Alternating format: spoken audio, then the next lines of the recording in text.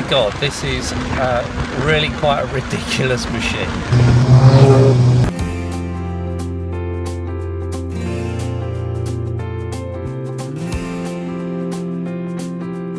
Welcome to Down at the Barns, following the story of people and their love of classic cars, everything from restoration to electric conversion. Please subscribe to our channel in the link below.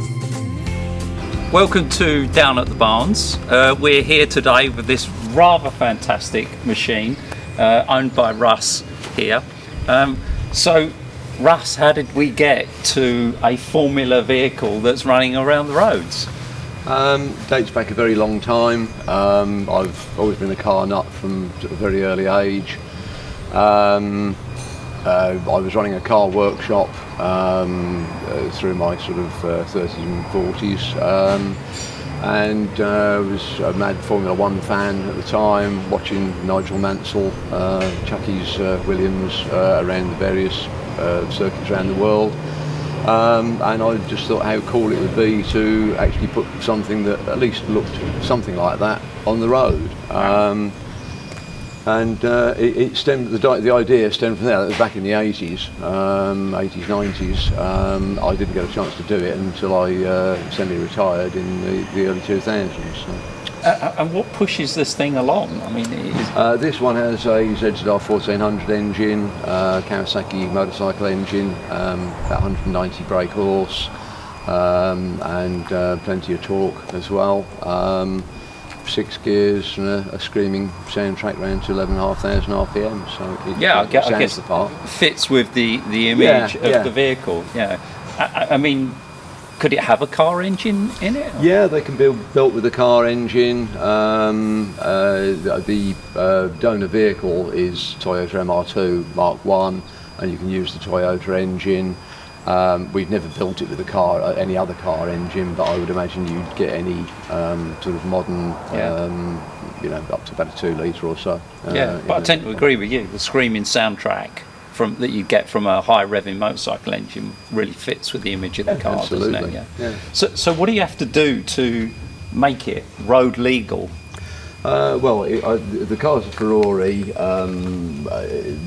We provide the chassis and bodywork, suspension package, and then with a donor MR2 vehicle, strip the parts off it, refurbish and tidy everything up, and then build it up a bit like a big Meccano kit, if you like.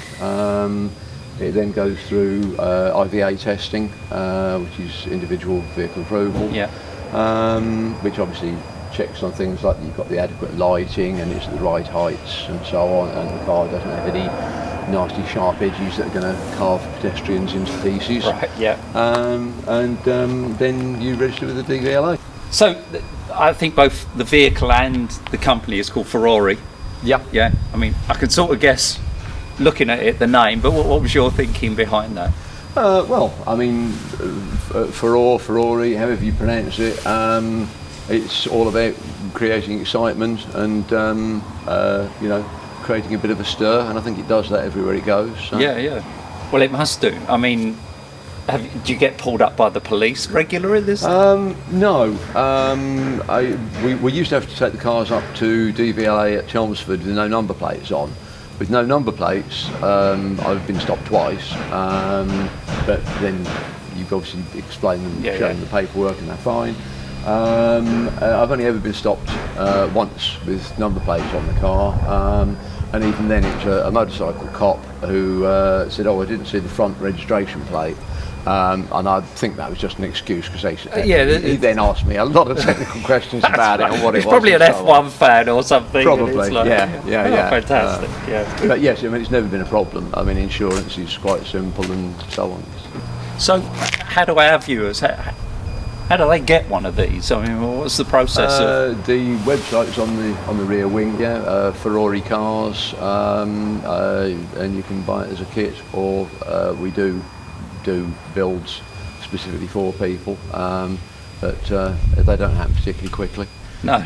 But I'm guessing every customer, it's a bespoke vehicle, really. That they You'd be surprised actually. Some people really just want a kit of bits out of a box Right, sort of yeah, thing yeah, of that, course. that they can put a car together with. Other folks, as you say, do want something very, very specific, close. So where can you see these around the world? I mean, are they all in the UK or? Well, there are 20 chassis worldwide. There's more in the UK than anywhere else, though some of those are still in build. One in Hong Kong, 2 in the States, 1 in Canada, 4 in Germany, and 1 in Lebanon. So, Kawasaki motorbike engine. Yep. Could you make this electric? I mean, Well, you're probably the man to tell me, but yeah, I mean, I'm quite sure it could be done. It's just a question of cost, weight of batteries, exactly where you package it. But yeah, I'm sure it could be done. where's the fuel tank on this? Fuel tank's on the left-hand side, Right. what you normally call the passenger side. Yeah, yeah. Well, I'm actually told that you could get 2 people in this. It doesn't look like you could get 2 people in this. How does that work? There is a second seat in the back. The front half of the airbox lifts off, and there's a second seat in tandem behind the driver. So we can take you out for a spin if you like. Well, I reckon we should give that a go, shouldn't we? It's here, so let's give it a try.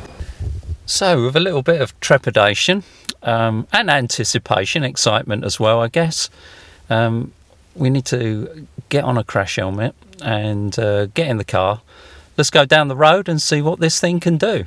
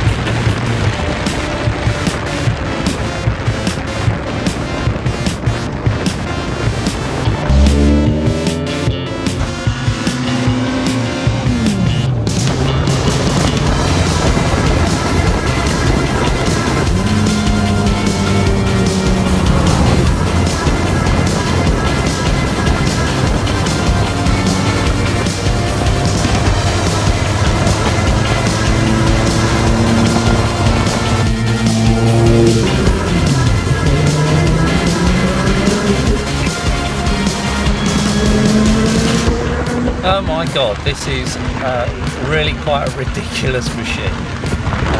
The wind, the noise, the heat from the engines just behind you.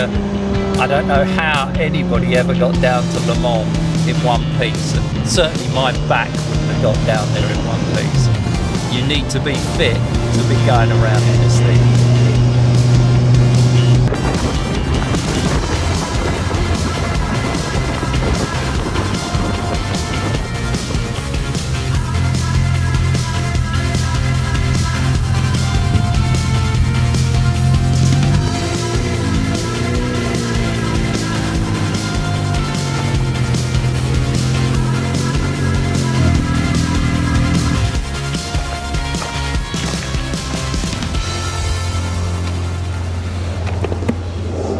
Blimey, Charlie. Thanks, Russ. That's fantastic. I mean, it's just so exhilarating, isn't it? The acceleration, the power, the noise, the whole bit. And I think it's great that you can actually share it with someone. You know, you've got that extra seat to take someone out and experience it. Absolutely fantastic. Right. So, from down at the barns, thank you, and the links are below to all of Russ's business and that sort of things. Don't forget to subscribe, and we'll catch you on the next video.